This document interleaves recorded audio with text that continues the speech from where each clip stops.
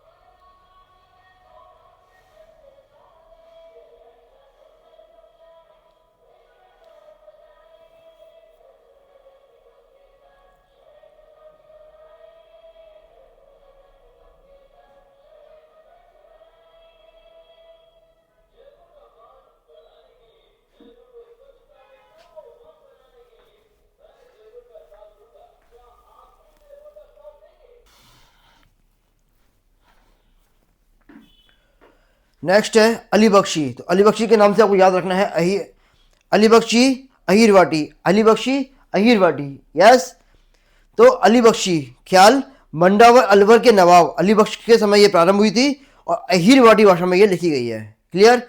हिला देना, हिला देना, ओए सुन रहा है क्या, ऐसे देते हिला, ऐसे बोलते ना, ए सुन रहा है ना। तो जयपुर में खड़े होके आप हिला दोगे, किसको दोगे बताओ, कहाँ दोगे हिला? ऐसे जोर से, ऐसे कौन कौन बोलता जोर से? ऐसे भरतपुर के लोग बोलते हैं, तो भरतपुर की तरफ देख के आप जोर से बोलोगे, ए सुन रहा है क्या। लेकिन आवाज़ वहाँ तक पहुँचेगी क्या? नहीं पहुँचेगी आपकी आवाज़ वहाँ तक। जयपुर में खड़े होके भरतपुर तक आवाज़ पहुँचेगी नहीं, बीच में ही दौसा पे आपकी आवाज़ रुक जाएगी, उससे आगे आवाज़ जाएगी नहीं, है ना। या फिर आप बहुत जोर से चिल्ला के बोलोगे तो सवाई माधोपुर तक पहुँच जाएगी आपकी आवाज़, उससे आगे आवाज़ नहीं जाएगी। क्लियर है। तो हेला ख्याल में मुख्य क्षेत्र कौन सा है? लाल सोट दौसा, या फिर और दूसरा है सवाई माधोपुर। क्लियर है। और हेला कब देते हैं? जब किसी की नौबत आती है, ए इधर आप, ये बोलते हैं। तो किसी की अगर नौबत आ गई किसी की, तो हेला ख्याल गाते हैं, है ना। तो वाद्य यंत्र कौन सा है इसमें? नौबत। क्लियर। नेक्स्ट है ढप्पाली ख्याल, ढप्पा। तो उसमें वाद्य यंत्र जो यूज करेंगे वो ढप यूज करेंगे, ढप, इसलिए इसका नाम क्या है? ढप्पाली ख्याल। क्लियर। तो मुख्य क्षेत्र कौन सा है इसका? लक्ष्मणगढ़, अलवर और भरतपुर, ये इसका मुख्य ख्याल है ना। धप्पा कब बोलते हैं? जब कोई खेलता है, छुपम छुपाई खेलते हैं ना, तो जैसे कोई मिल जाता है पीछे से बोलता है धप्पा, बोलता है जोर से धप्पा। तो ढप्पाली ख्याल लक्ष्मणगढ़, अलवर, भरतपुर, यहाँ खेला जाता है। यहीं के बच्चे मोस्टली छुपम छुपाई खेलते हैं। मुख्य वाद्य यंत्र डफ, ढोल, नगाड़ा। कौन से होते हैं मुख्य वाद्य यंत्र? डफ और ढोल, नगाड़ा, ये मुख्य वाद्य यंत्र हैं यहाँ के। कन्हैया ख्याल, कन्हैया मतलब चालाक व्यक्ति। कन्हैया, किशन कन्हैया कौन है? सबसे चालाक, है ना। वो जानते हैं कि किसका किससे क्या बैठाना है, किसको क्या बोलना है, कैसे उसको राजी करना है। कौन जानते हैं? किशन कन्हैया जानते हैं ये चीज। क्लियर है। और सूत्रधार कौन है इसका? मीडिया, मीडिया मतलब भेड़िया, भेड़िया मतलब चालाक प्राणी। भेड़िया भी कौन है? चालाक प्राणी। तो चालाक व्यक्ति कन्हैया है, तो चालाक प्राणी भेड़िया याद कर रहे हैं आपको। क्लियर। तो सूत्रधार कौन है इसका? मीडिया। मुख्य क्षेत्र कौन सा है इसका? करौली, सवाई माधोपुर, धौलपुर, भरतपुर, दौसा, यानी कि जो भरतपुर रीजन वाला जो पूरा क्षेत्र है ये इसका मुख्य क्षेत्र है। क्योंकि सबसे ज्यादा चालाक लोग कहाँ के होते हैं? भरतपुर के होते हैं सबसे चालाक लोग। क्लियर। मुख्य कथा को मीडिया कहते हैं, मुख्य कथा को मीडिया कहते हैं, मीडिया मुख्य कथा को। ठीक है। मीडिया ख्याल, मीडिया सूत्रधार कौन सा? मीडिया। क्लियर है। भेंट के दंगल, भेंट। अब किसी को भेंट देंगे, भेंट किसको देते हैं? मंदिर में कोई अपनी भेंट चढ़ाते हैं मंदिर में। और कब चढ़ाते हैं? किसी की कोई मुराद पूरी हो गई, है ना, मुराद पूरी हो गई, कुछ ने कुछ विश मांगी थी और उसकी वो विश पूरी हो गई, तो हम क्या करते हैं? भगवान को भेंट चढ़ाते हैं कि ये लो भगवान, हमारी मुराद पूरी हो गई। तो जब भी आप भगवान को कोई भेंट चढ़ा रहे हो तो कोई बासी बसली चीज़ मत चढ़ाना, एकदम न्यू और बढ़िया चीज़ चढ़ाना हमेशा। क्यों? क्योंकि इसलिए क्योंकि भेंट के दंगल मुख्य क्षेत्र बाड़ी, बसेड़ी और धौलपुर है इसका मुख्य क्षेत्र। तो जब भी कोई भेंट चढ़ा रहे हैं तो बाड़ी बसेड़ी चीज़ नहीं चढ़ानी है, और कब? मुराद पूरी होने पर। याद रहेगा। क्लियर। नेक्स्ट चलते हैं। नेक्स्ट तुर्रा करंगी ख्याल, बहुत ही इंपॉर्टेंट है, इसलिए इसको थोड़ा डीप में पढ़ेंगे, बहुत यहाँ से क्वेश्चन बनते हैं। तुर्रा कलंगी ख्याल, प्रवर्तक कौन है इसके? तुकनगीर और शाह अली, तुकनगीर और शाह अली। अब इसको कैसे याद करें? तुर्रा कलंगी यानी कि तुक्का लगाना, कोई एग्जाम दे रहे हैं, उसमें तुक्का लगाना है ना। कौन बेस्ट तरीके से तुक्का लगाएगा वो है यहाँ पे। देखो तुकनगीर नाम ही क्या है इसका, तुकनगीर, तुक्का लगाएगा सबसे बढ़िया, तुकनगीर तुक्का लगाएगा। और शाह अली है ना, शाह है वो, शाह तो वो भी तुक्का अच्छा लगाएगा। तो इसके प्रवर्तक कौन है, तुकनगीर और शाह अली। मेवाड़ में सहेड़ू सिंह और हमीद बेग ने इसको लोकप्रिय बनाया है ना। मेवाड़ में सहेड़ू सिंह, मेवाड़ के लोग क्या करते हैं, सड़े सड़े क्वेश्चन पे भी तुक्का लगाते हैं, जो उनको नहीं आ रहे हैं, एकदम एकदम इजी क्वेश्चन जो है, सड़े सड़े क्वेश्चन, उन पे भी तुक्का लगाते हैं, उनको आते नहीं है मेवाड़ के लोगों को। तो मेवाड़ में सहेड़ू सिंह और हमीद बेग, इसमें बैग में भर रखे हैं सारे फर्रे है ना, फर्रे भर रखे हैं, इसलिए वो तुक्का लगाता है। हमीद बेग अपना बैग लेके नहीं आया जिसमें उसने फर्रे भरे हुए थे, चिट भरी हुई थी, इसलिए वो तुक्का लगा के अब तुक्के लगाएगा इसलिए एग्जाम में वो। मुख्य कलाकार कौन है इसके, चेतराम, सोनी जयदयाल, ओंकार सिंह, हमीद बेग, सहेड़ू सिंह और ताराचंद। या जो भी आपको नाम मिलेंगे ना, वो नाम ऐसे ऐसे लोगों के हैं जो बचपन में तुक्का लगाते थे और अब वो बड़े हो गए है ना। चेतराम, सोनी जयदयाल, ओंकार सिंह, हमीद बेग, सहेड़ू सिंह और ताराचंद। क्लियर है। अब चेक कर लेना, ये सारे वही नाम है जो बचपन में कभी तुक्का लगाते थे और अब वो बड़े हो गए वो लोग। मुख्य केंद्र इसका गोसुंडी, निम्बाहेड़ा चित्तौड़गढ़ में। मुख्य केंद्र कौन सा है इसका, गोसुंडी, निम्बाहेड़ा है ना, चित्तौड़ में, दोनों वहां पढ़ते हैं इसका मुख्य केंद्र इसका है ना। तो तुक्के जो लगा रहे हैं, गोसुंडी मतलब घोंस लिए उससे, सारे के सारे जो उसके जो फर्रे थे सारे उससे घोंस लिए। किसी से जब फर्रे आप खींच लोगे, घोंस लोगे, तो बंदा क्या करेगा, अब उसको जो एग्जाम में कुछ भी उसको आ नहीं रहा है तो वो तुक्का लगाएगा। क्लियर। निम्बाहेड़ा है ना, निम्बाहेड़ा, अपना हाड़ खोल के तुक्का लगाएगा। चित्तौड़ पूरे चित्त से, पूरे मन से वो तुक्का लगाएगा। निम्बाहेड़ा, चित्तौड़, गोसुंडी, ये इसका मुख्य केंद्र है ना। तुर्रा कलंगी ये शिव पार्वती की कहानी पे आधारित है। शिव और पार्वती पक्ष में संवाद प्रतियोगिता होती है जिसे गम्मत कहते हैं, गम्मत याद रहेगा। शिव और पार्वती की जो कहानी है ना, उसमें एक जना शिव पक्ष बनता है और एक जना पार्वती पक्ष बनता है। शिव पक्ष के जो झंडे का रंग वो अपने हाथ में केसरिया रंग का झंडा लेता है और ये वाले पार्वती पक्ष वाले अपने हाथ में हरे रंग का झंडा लेते हैं। अब इनमें संवाद प्रतियोगिता होती है, ये क्वेश्चन पूछता है, वो उसका जवाब देता है, फिर वो पूछता है, ये उसका जवाब देते हैं, बस ये इनमें संवाद चलता रहता है ना। और इसको क्या बोलते हैं, गम्मत कहते हैं, गम्मत। और ये एकमात्र ऐसा लोक नाट्य है जिसमें मंच की सजावट होती है और दर्शक भी भाग लेते हैं। क्लियर। और ये गैर व्यवसायिक लोक नृत्य है। क्लियर है। अब जो तुक्के लगाएंगे, क्या कुछ काम करेंगे क्या आगे, ना तो वो नौकरी करेंगे ना ही वो कोई व्यवसाय कर सकते हैं। तो ये क्या है, गैर व्यवसायिक लोक नृत्य है, याद रहेगा। क्लियर।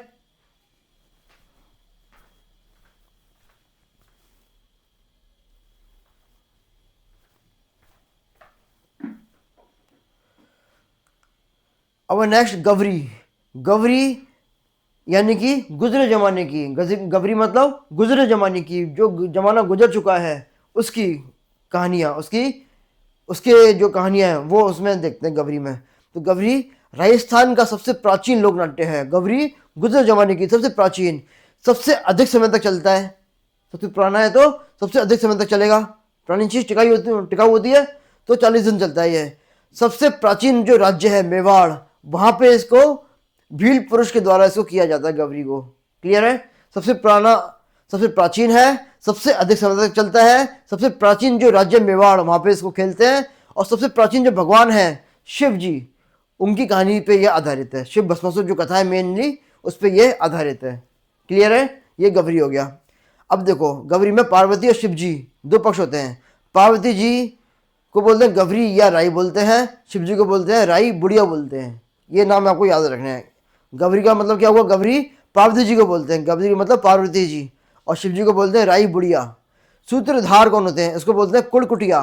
सूत्रधार को क्या बोलते हैं, कुड़कुटिया। हास्य कलाकार जो होते हैं, जो हंसाते हैं बीच में आके, जो मजाक करते हैं, उसको बोलते हैं झटपटिया और पोमा, है ना।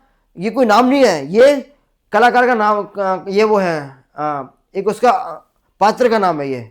जैसे कि पोमा कौन बन रहा है, पोमा आज हम नाटक करने वाले हैं, तो पोमा कौन बनेगा, पोमा किसी का नाम नहीं है, पोमा एक पात्र है। अन्य जो पात्र हैं उनको क्या बोलते हैं, खेला बोलते हैं, खेला। क्लियर। और लोक भाषा में कविता पाठ करने वाले को बोलते हैं झामट्या, है ना। वो व्यक्ति जो लोक भाषा में, है ना, वहाँ की जो मेन जो भाषा है लोक भाषा, उसमें यदि कोई पाठ करता है तो उसको बोलते हैं झामट्या। ये आपको नाम याद रखने हैं, यहाँ से क्वेश्चन बनते हैं कई बार। मुख्य कहानी कौन सी है? कान गुजरी, बंजारा बंजारी, लाखा बंजारा, अकबर बीरबल, ये मुख्य कहानियां हैं। गवरी की धाई, है ना, गवरी की धाई क्यों, गवरी की धाई किसको बोलते हैं? विभिन्न कहानियों को आपस में जोड़ने के लिए बीच बीच में डांस करते हैं। मान लीजिए एक कहानी पूरी हुई, अब नेक्स्ट कहानी शुरू करनी है, तो बीच में डांस करते करते घूमते घूमते घूमते घूमते लोग आएंगे, तो डांस करेंगे और चले जाएंगे, और फिर नेक्स्ट कहानी पर्दा खींच देंगे, वापस पर्दा उठेगा और नेक्स्ट कहानी शुरू हो जाएगी। तो विभिन्न जो कहानियां हैं उनको बीच में जोड़ने के लिए जो डांस करते करते जो लोग आ रहे हैं उनको बोलते हैं गवरी की धाई, मतलब दिमाग की दही कर दी, गवरी की धाई, दिमाग की दही कर दी, मतलब एक खत्म हुआ नहीं और नेक्स्ट शुरू हो गया, है ना, तो दिमाग की दही कर दी, गवरी की दही। वाद्य यंत्र कौन सा यूज करते हैं? ढोल, मांदल और थाली। क्लियर, ढोल मांदल थाली, ये इसमें वाद्य यंत्र यूज करते हैं गवरी में। मुख्य क्षेत्र कौन सा है? मुख्य क्षेत्र मैंने क्या बताया था, सबसे गुजरे जमाने का ये लोक नाट्य। तो सबसे गुजरे जमाने की जो जो एरिया है राजस्थान में कौन सा है? सबसे नीचे नीचे डूंगरपुर, बांसवाड़ा, सिरोही, ये एरिया है सबसे पुराना। क्यों? क्योंकि ये जनजाति एरिया है, सबसे कम डेवलप एरिया है ना। 10-20 साल पुराना जो जमाना था वो हम यहाँ पहुँच गए हैं, डूंगरपुर बांसवाड़ा पहुँच कैसा लगता है। क्लियर। और 40वें दिन, कितने दिन चलता है ये? 40 दिन चलता है। 40वें दिन जब इसकी समाप्ति होती है तो ज्वार बोते हैं, मिट्टी का हाथी लाकर तालाब में रखते हैं। क्लियर है, ये हुआ गवरी। नौटंकी, नौटंकी मतलब 9 तरह के वाद्य यंत्र इसमें प्रयोग होते हैं। नौटंकी में 9 तरह के वाद्य यंत्र का प्रयोग किया जाता है और भरतपुर क्षेत्र में ये लोकप्रिय है। सबसे ज्यादा नौटंकी कौन करते हैं? भरतपुर के लोग करते हैं। सबसे ज्यादा नौटंकी कौन करते हैं? भरतपुर के लोग करते हैं। और भरतपुर के पास में क्या आता है? हाथरस आता है। हाथरस यूपी में पड़ता है। हाथरस भरतपुर एकदम बॉर्डर पे है ना। इसके इस तरफ क्या है, जस्ट यहाँ पे बाहर निकलते ही हाथरस शुरू हो जाता है, मतलब यूपी शुरू होता है। तो हाथरस आता है यूपी में और भरतपुर उसमें आता है। तो ये हाथरस जो शैली है उससे ये प्रभावित है। प्रवर्तक कौन है इसके? भूरीलाल जी। भूरीलाल जी डीग के कलाकार हैं। तथा डीग भी कहाँ है? भरतपुर के पास पड़ता है डीग। तो भूरीलाल जी इसके कलाकार हैं। मुख्य कलाकार इसके गिरिराज प्रसाद जी हैं, है ना। कौन है इसके मुख्य कलाकार? गिरिराज प्रसाद जी हैं। नत्थाराम की मंडली जगह जगह नौटंकी खेलती थी पहले। क्लियर। मुख्य कहानी कौन सी है इसमें? आला उदल, हरिश्चंद्र तारामती, सत्यवान सावित्री, ये इसकी मुख्य कहानियां हैं। क्लियर है ये? ठीक है, यहाँ से क्वेश्चन थोड़ा कम बनते हैं। तमाशा, अब देखो तमाशा से क्वेश्चन बहुत आते हैं तमाशा से, और ये जयपुर का प्रसिद्ध लोक नाट्य है। जयपुर का तमाशा। तमाशा कौन करता है? तमाशा करने में यदि मैं बोलूँ आपसे कि बॉलीवुड का ऐसा कौन सा डायरेक्टर है जो मूवी, जिसकी जो मूवी ऐसी लगती है जैसे कोई तमाशा चल रहा हो, है ना। मूवी उसकी एकदम ऐसी लगती है जैसे एकदम फुअर, एकदम अलग ही मूवी लगती है उसकी। लव स्टोरी हो गई एकदम, वो टिंग भी भाग रहा है, जंप करके ट्रेन में चढ़ गया, ऐसे एकदम ऐसा लगता है जैसे कि तमाशा बन रहा हो। कौन सा ऐसा है बॉलीवुड का डायरेक्टर? आप बोलोगे महेश भट्ट, ये बोलोगे महेश भट्ट, है ना। तो तमाशा मूल रूप से महाराष्ट्र का है। कहाँ रहते हैं महेश भट्ट? महाराष्ट्र में रहते हैं, है ना। इसमें गायन और वादन दोनों ही होता है इसमें। ठीक है, मूवी बनती है तो उसमें गाना भी गाते हैं और वादन भी होता है, बजाते भी उसमें। और इसमें भट्ट जी, देखो भट्ट लिखा हुआ। मुख्य कलाकार कौन है? गोपीधर भट्ट, फूलजी भट्ट, वासुदेव भट्ट।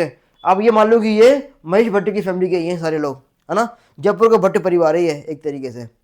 और राजस्थान में आमेर के महाराजा मानसिंह के समय में मोहन कवि के द्वारा धमाका मंजरी तमाशा खेला गया।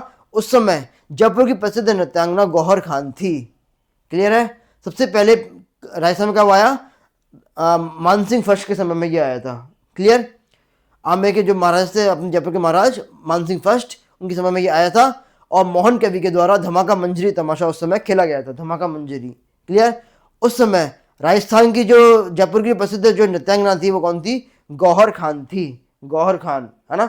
अब इन पे कोई गौर नहीं करता। इनकी जिंदगी अब तमाशा बन के रह गई है। जिंदगी इनकी तमाशा बन के रह गई है। तो गौहर खान तमाशा। प्रताप सिंह के समय में ये जयपुर में लोकप्रिय हुआ था। क्लियर। प्रताप सिंह के समय में जयपुर में लोकप्रिय हुआ था। स्टार्ट कब हुआ? मानसिंह फर्स्ट के समय में हुआ। प्रताप सिंह के समय में लोकप्रिय हुआ। इन्होंने बंसीधर भट्ट को महाराष्ट्र से बुलाया, है ना। इसको वापस से जीवित करने के लिए इस लोक नाट्य को बंसीधर भट्ट को महाराष्ट्र से बुलाया, क्योंकि कहाँ का है ये? मूल रूप से महाराष्ट्र का है। क्लियर है। बंसीधर भट्ट को बुलाया, इसका आयोजन खुले मैदान में करते हैं, जिसको क्या बोलते हैं, अखाड़ा कहते हैं, अखाड़ा, है ना। आयोजन कहाँ होता है, इसको खुले मैदान में करते हैं इसको, है ना। यानी कि जो मूवी है, एक तरीके से खुले मैदान में बैठ के मूवी देख रहे हो, एक तरीके से ये मान लो, और उस जो मैदान है उसको क्या बोलते हैं, अखाड़ा बोलते हैं इसको। कलाकार अपने देखे लिए, भट्ट परिवार है जयपुर का, कहानी देख लो, जोगी जोगड़, होली के दिन खेलते हैं, हीर रांझा, मतलब वही कहानी है जिनमें मूवी बनती है, जोगी जोगड़, है ना, हीर रांझा, जुट्टन मियाँ, शीतलाष्टमी पे खेलते हैं जुट्टन मियाँ, और गोपीचंद भरतरी, गोपीचंद भरतरी ये चैत्र अमावस्या को खेलते हैं। रम्मत, रम्मत के बारे में आपको याद रखना है, रम्मत रात्रि में रामदेव जी के मेले में, रम्मत रात्रि में रामदेव जी के मेले में, क्लियर। रात्रि में खेलते हैं, दिन में नहीं खेलते हैं इसको, और रामदेव जी के मेले में खेलते हैं। रम्मत की सबसे उल्लेखनीय विशेषता क्या है, वो इसकी साहित्यिकता है, साहित्य भाषा में ये लिखा जाता है रम्मत, है ना। और इसमें जोर से आवाज लगाते, ए जी ऐसे जोर से आवाज लगाते हैं, तो जो उसकी जो ऊर्जा है, मूल ऊर्जा, उसको क्या बोलते हैं, टेरिये, इसको क्या बोलते हैं, टेरिये, जोर से आवाज लगाने को क्या बोलते हैं, टेरिये। रम्मत की मूल ऊर्जा को टेरिये कहते हैं, टेरिये। और एकदम साहित्यिक भाषा में लिखा जाता है। मेन जो इसकी विशेषता कौन सी है, इसकी साहित्यिकता है। खुले मंच पे करते हैं, केवल पुरुष, जो पुरुष है वही इसको खेलते हैं रम्मत को। और जैसलमेर बीकानेर में ये मेनली खेला जाता है रम्मत, जैसलमेर में और बीकानेर में। यहाँ देखने वाले हैं, जैसलमेर में जो तेज कवि है उसने उसको लोकप्रिय बनाया। इन्होंने रम्मत के माध्यम से अंग्रेजी नीतियों का विरोध किया, है ना। तेज कवि जो थे, इन्होंने, इनकी एक रम्मत थी, कौन सी रम्मत थी, स्वतंत्र बावनी। इसमें उन्होंने अंदर से आग लगाते हैं, ऐसे 52 दोहे लिखे थे उन्होंने, है ना, कि 52 दोहे लिखे थे अंग्रेजों के विरोध में, और उन्होंने वो लिख करके गांधी जी को भेंट किया था। अन्य जो रम्मत कौन सी है, मूमल, जोगी जोगड़, छिले तंबोलन, गोपीचंद भरतरी, क्लियर है। और बीकानेर में जो पुष्कर ब्राह्मण है उनके द्वारा पाटों पर की जाती है, पाटों पर, यानी कि पट्टे पे खड़े होकर रम्मत की जाती है। पट्टे होते हैं, उन पर एक ही जगह खड़े होकर रम्मत गाई जाती है पाटों पे। तो किसके द्वारा, पुष्कर ब्राह्मणों के द्वारा की जाती है। कहानी कौन कौन सी है इसमें, बीकानेर में कौन थे, अमर सिंह राठौड़ थे, इनकी कहानी। विश्व की चौक की चौबेल, कहानी व्यास की चौबेल, जमुनादास जी की रम्मत, हेड़ाऊ मेरी रम्मत, और ये ना हेड़ाऊ मेरी, ये 12 गुबाड़ है ना। हेड़ाऊ माना मंगेतर है, उसको बोलते हैं हेड़ाऊ, हेड़ाऊ मेरी मंगेतर। तो ये 12 गुबाड़ है, इसमें 12 गुबाड़ मतलब 12 महीनों में क्या क्या चीज़ फॉलो करनी है वो इसमें लिखी हुई है। तो जवाहर मल जी के द्वारा इसको शुरू किया गया था, है ना। और ये पति पत्नी के बीच में कैसा संबंध होना चाहिए, उसमें इसकी व्याख्या की जाती है हेड़ाऊ मेरी रम्मत में। मुख्य कलाकार इसमें मनीराम व्यास, तुलसीदास जी, फागू महाराज, सुगा महाराज और तेज कवि, ये इसके मुख्य कलाकार हैं। मनीराम व्यास, तुलसीदास, तुलसीराम, फागू महाराज, सुगा महाराज और तेज कवि, है ना। तो रम्मत यानी कि साहित्यिक भाषा में है। और मेरे जो बाबा जी लोग हैं, बाबा जी महाराज और ये ना, इनके द्वारा ये मेनली खेली जाती है, ठीक है। तो रम्मत रात्रि में और रामदेव जी के मेले में। स्वांग के बारे में आपको याद रखना, स्वांग यानी बहरूपिया। स्वांग मतलब बहरूपिया, किसी पात्र का अभिनय करना, यानी कलाकारों के द्वारा पौराणिक और ऐतिहासिक पात्रों के कपड़े पहन करके उनका अभिनय करना क्या बोलते हैं, स्वांग बोलते हैं, है ना। स्वांग रचाना बोलते हैं, स्वांग रचाना। भाई आज तू किसका स्वांग रचा रहा है, बोले मैं आज गांधी जी बन रहा हूँ, गांधी जी। तो बहरूपिया, भांड और भीलवाड़ा, भा से बी से बहरूपिया, बी से भांड, बी से भीलवाड़ा, ये आपको याद रखना है। मुख्य कहानी कौन सी है इसमें, नाहरों का स्वांग, है ना। मांडल भीलवाड़ा में चैत्र कृष्ण त्रयोदशी को ही खेलते हैं। मुख्य कलाकार परशुराम जी और जहांगीरलाल भांड। तो बहरूपिया, भांड और भीलवाड़ा, इनकी जो है जहांगीरलाल भांड, इनको बोलते हैं मंकी मैन ऑफ राजस्थान बोलते हैं। क्या बोलते हैं इनको, मंकी मैन ऑफ राजस्थान बोलते हैं। टूटिया, टुटकी, खोटिया निकालना, टूटिया, टुटकी और खोटिया निकालना क्या बोलते हैं, जब लड़की की बारात लड़की वालों के हाथ से जब चली जाती है तो पीछे से वर पक्ष की महिलाएं वर वधु की नकल के रूप में जो सॉन्ग रचाती हैं, इसका उद्देश्य वर वधु को आधिपत्य से मुक्त करने की मनोकामना होती है। इसको क्या बोलते हैं, टूटिया, टुटकी और खोटिया निकालना बोलते हैं इसको। नेक्स्ट भवाई। तो देखो भवाई, भवाई मतलब भरवाई, भवाई मतलब भरवाई। क्या भरवाई, सब्जी भरवाई। आई सब्जी भरवाई, सब्जी क्यों भरवाई, अरे बाघ के लिए भरवाई, बाघ शेर के लिए सब्जी भरवाई। तो शेर सब्जी क्यों खाएगा, ताकि सब्जी खा करके बाघ शांत रहे। ये आपको लाइन याद रखनी है, क्लियर। भवाई मतलब भरवाई, भवाई मतलब भरवाई। क्या भरवाई, सब्जी भरवाई। सब्जी क्यों भरवाई, अरे बाघ के लिए भरवाई, बाघ के लिए क्यों भरवाई, ताकि सब्जी खा करके बाघ शांत रहे। क्लियर। अब देखो भवाई मतलब भवाई जाति के द्वारा गुजरात के सीमावर्ती क्षेत्रों में, राजस्थान में ये खेला जाता है। पुरुष कलाकार कौन है ना, सगाजी, महिला कलाकार सगी जी, है ना। साग के लिए, सब्जी के लिए भरवाई, क्यों भरवाई, सब्जी के लिए भरवाई, सगाजी और सगी जी। प्रवर्तक कौन है इसके, बाघ जी, ताकि सब्जी खा के बाघ शांत रहे। प्रवर्तक कौन है इसके, बाघ जी। मुख्य कलाकार बीकाजी बाघ जी, जसमल ओरण, ये इसके मुख्य कलाकार कौन है, बीकाजी बाघ जी और जसमल ओरण। शांता गांधी ने इसको अंतर्राष्ट्रीय स्तर पर लोकप्रिय बनाया, ताकि सब्जी खा के बाघ शांत रहे, तो शांता गांधी ने इसको अंतर्राष्ट्रीय स्तर पर इसको लोकप्रिय किया। भवाई में सामाजिक समस्याओं पर व्यंग करते हैं और कलाकार मंच पे परिचय नहीं देते हैं, सीधे चढ़ गए और शुरू कर दिया भवाई में। क्लियर। नेक्स्ट है चार बैत। ये पता ही है, ये सबको पता होता है, ये अफगानिस्तान का लोक नाट्य है चार बैत, है ना। पश्तो भाषा में, यहाँ की जो भाषा कौन सी होती है, यहाँ की भाषा पश्तो होती है, तो पश्तो भाषा में इसको प्रस्तुत करते हैं। नवाब फैजुल्ला खां के समय में टोंक में ये लोकप्रिय हुआ था। टोंक में मोस्टली मुस्लिम लोग रहते हैं, तो इसलिए ये अफगानिस्तान का है, तो सबसे पहले टोंक में ये लोकप्रिय हुआ, है ना। किसके समय में, नवाब फैजुल्ला खां के समय में हुआ। करीम खान निहंग और खलीफा करीम खान ने से स्थानीय भाषा में प्रस्तुत किया, है ना। जो उसकी मेन जो भाषा थी ना, स्थानीय भाषा, उसमें करीम खान निहंग और खलीफा करीम खान ने इसको स्थानीय भाषा में प्रस्तुत किया। वाद्य यंत्र इसमें डफ यूज करते हैं, डफ चमड़े का होता है ये, है ना, तो डफ यूज करते हैं। ये संगीत दंगल के रूप में खेला जाता है, ये संगीत दंगल के रूप में खेला जाता है। और नेक्स्ट है लीला। लीला होती है, आपने नाम सुना होगा, रामलीला, रासलीला, है ना, लीला। तो लीला क्या होती है, अवतारों के चरित्र का अभिनय करना, जैसे कि रामचंद्र जी का और कृष्ण जी का अभिनय करना, इसको बोलते हैं लीला।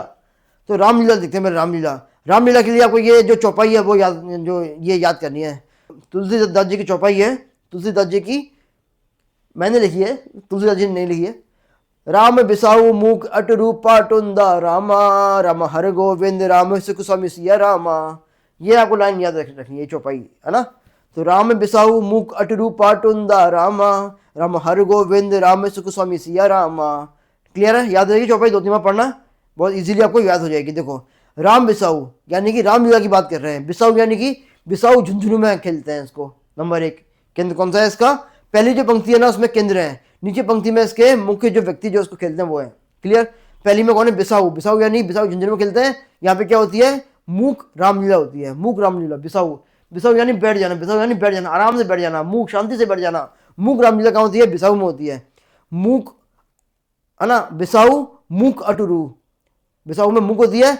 अटुरु पाटुंदा, अटुरु, अटुरु यानी 12, अटुरु 12 में, अटुरु 12 में होती है। और धनुष यहाँ पे राम जी नहीं तोड़ते हैं बल्कि जनता तोड़ती है।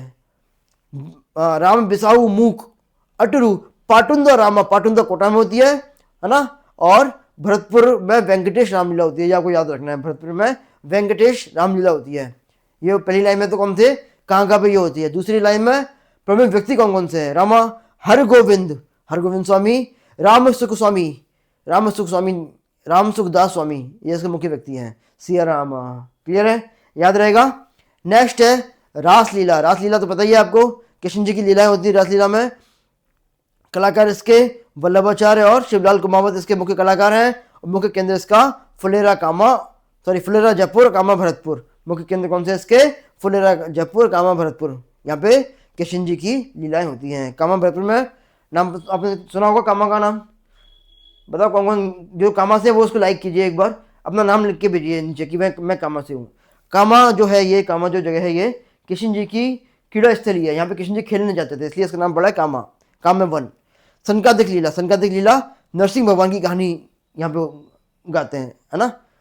संकादिक यानी नरसिंह भगवान की कहानी गाते हैं। तो गोसुंडा चित्तौड़ और बस्ती चित्तौड़ में ये मेले खेलते हैं, संकादिक, है ना। गौर लीला, गौर लीला, गौर यानी गौरी, गौरी कौन, पार्वती जी, यानी कि शिव पार्वती का मंचन यहाँ पे होता है। गरासिया जनजाति के द्वारा खेला जाता है और आबू पिंडवाड़ा में इसको खेलते हैं। ठीक है, आबू पिंडवाड़ा में वैसे भी पता ही है आपको, गरासिया जाति का मेन केंद्र है। क्लियर।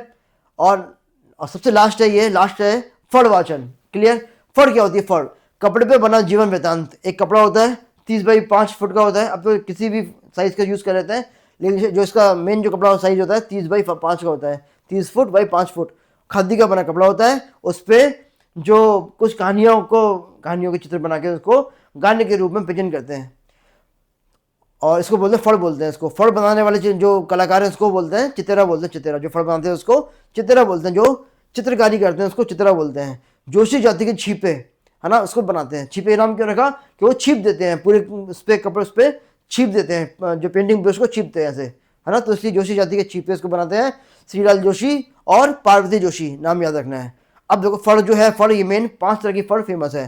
पहली है पाबू जी की फड़, ये दूसरा रामदेव जी की फड़, और इन दोनों को रावण हत्ता वाद्य यंत्र से बजाते हैं, ठीक है।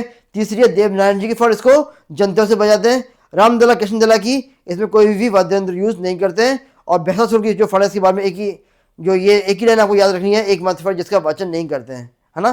कौन है वो? भैंसासुर। ये एकमात्र ऐसी फड़ है जिसका वाचन नहीं करते हैं। क्लियर? ये तो खत्म हो गया। इसमें एक ही लाइन आपको याद करनी है, इसमें और क्वेश्चन नहीं बनता है। ये 4 आपको याद करने हैं। पाबू जी की रावण हत्ता, रामदेव जी की रावण हत्ता, देवनारायण जी के जंतर, देवनारायण जी का जंतर, रामदला कृष्णदला में कोई भी वाद्य यंत्र यूज नहीं करते हैं। क्लियर? जो भोपे हैं, भोपे जो उसको बनाते हैं फड़ को, उनको क्या बोलते हैं? भोपे। और पाबू जी के फड़ का जो जाति कौन सी है? नायक या आयर जाति के भोपे बनाते हैं इसको, है ना। पाबू जी कौन है? पाबू जी यानी बाबूजी, बाबूजी यानी बाबूजी कौन होते हैं? नायक होते हैं, नायक, है ना। बाबूजी आपके सभी के बाबूजी आपके लिए कौन होते हैं? हीरो होते हैं, नायक होते हैं। तो नायक या आयर जाति के जो भोपे हैं वो उसको बनाते हैं। रामदेव जी के फड़ को कामर जाति के जो भोपे हैं वो बनाते हैं, कामर जाति के। रामदेव जी के फड़ को कामर जाति के भोपे इसको बनाते हैं। पहला जो वाचन करने वाले हैं चौथमल, है ना। रामदेव जी की जो फड़ है उसका पहला वाचन करने वाले कौन है? चौथमल जी हैं। देवनारायण जी की फड़ गुर्जर जाति के लोग इसको मेन प्रेजेंट करते हैं, क्योंकि ये खुद कौन थे? गुर्जर थे। देवनारायण जी भी गुर्जर थे। और रामदला कृष्णदला, इसमें प्रथम वाचन करने वाले को धूल जी भाई है। रामदला कृष्णदला की जो फड़ है वो, इसके प्रथम वाचन करने वाले कौन है? धूल जी भाई, है ना। या धूल उड़ती है, धूल बहुत ज़्यादा धूल उड़ती है रामदला कृष्णदला में, बहुत धूल उड़ती है, इसलिए कोई वाद्य यंत्र इसमें यूज़ भी नहीं करते हैं। अगर धूल उड़ के उनके अंदर घुस गई तो वैसे वो पूरे खराब हो जाएंगे। तो धूल जी भाई कौन है? इसके प्रथम वाचन करने वाले हैं। पाबू जी की फड़ केसर कलमी घोड़ी, उनकी जो घोड़ी है ना, पाबू जी की जो घोड़ी है और उनका जो भाला, उसका चित्र बनाते हैं यहाँ पे। घोड़ी का नाम क्या है? केसर कलमी घोड़ी, और भाला, उसका चित्रण करते हैं। जो देवनारायण जी की फड़ है, इसमें एकमात्र फड़ ऐसी है जिसके ऊपर डाक टिकट भी जारी किया जा चुका है। याद रहेगा, ये एकमात्र ऐसी फड़ जिसपे डाक टिकट भी जारी किया जा चुका है। और रामदला कृष्णदला की फड़, है ना, रामदला कृष्णदला की फड़, ये एकमात्र ऐसी फड़ है जिसका वाचन दिन में ही होता है। दला माने दिन में, दला माने दिन में, रामदला कृष्णदला, दला माने दिन में। तो एकमात्र ये ऐसी फड़ है जिसका वाचन दिन में ही होता है। कैसा रहा? आया समझ में? ये तो पूरा आपका राजस्थान के लोक नाट्य क्लियर है। यहाँ से 2-3 क्वेश्चन बनते ही बनते हैं हमेशा, तो आपको अच्छे से ये रट के जाना है पूरा एक एक चीज़, और इसके बाहर से कुछ भी नहीं आएगा, गारंटी है इस चीज़ की। इसके बाहर से कुछ नहीं आएगा, अच्छे से उसको पढ़ के जाना है। 2-3 बार वीडियो को देखिएगा, है ना। और ऐसी वीडियो के लिए लाइक कीजिए, शेयर कीजिए, सब्सक्राइब कीजिए ट्रिक स्टार एकेडमी को। मिलते हैं नेक्स्ट वीडियो में। Thank you.